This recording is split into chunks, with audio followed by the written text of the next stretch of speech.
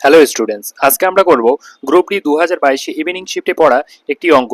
দেখো অঙ্কটা কি আছে, যদি তিনটি পরপর বিজোড় সংখ্যার যোগফল 309 হয় তাহলে তাদের মধ্যে বৃহত্তম সংখ্যাটি কোনটি।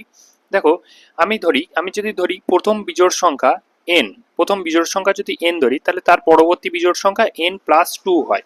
কারণ যদি সাপোজ আমরা ধরে নিই যে প্রথম বিজোড় সংখ্যা 5 ছিল, পরের বিজোড় সংখ্যা দেখো 5-এর সাথে 2 যোগ করলে 7 বার হয়, তাই না? তাহলে এটা 2 যোগ করেই আসবে, প্রথম বিজোড় সংখ্যার সাথে 2 যোগ করেই পরবর্তী বিজোড় সংখ্যা আসে। তাহলে তার পরবর্তী বিজোড় সংখ্যা তার সাথে আরো 2 যোগ করতে হবে, মানে n+4 হবে, n+4। তাহলে এই তিনটি সংখ্যার যোগফল বলেছে 309, তার মানে n যোগ n+2 যোগ n+4 ইকুয়াল টু 309। তাহলে এখান থেকে বলা যাচ্ছে 3n+6 ইকুয়াল টু 309। তাহলে 3n ইকুয়াল টু 309 থেকে 6 বিয়োগ করলে 303 থাকে, 303। তাহলে n ইকুয়াল টু কত আসছে, এখান থেকে n ইকুয়াল টু 101 আসছে, 101। কিন্তু এদের মধ্যে বৃহত্তম সংখ্যা জানতে চেয়েছে, বৃহত্তম সংখ্যা কোনটা, n+4।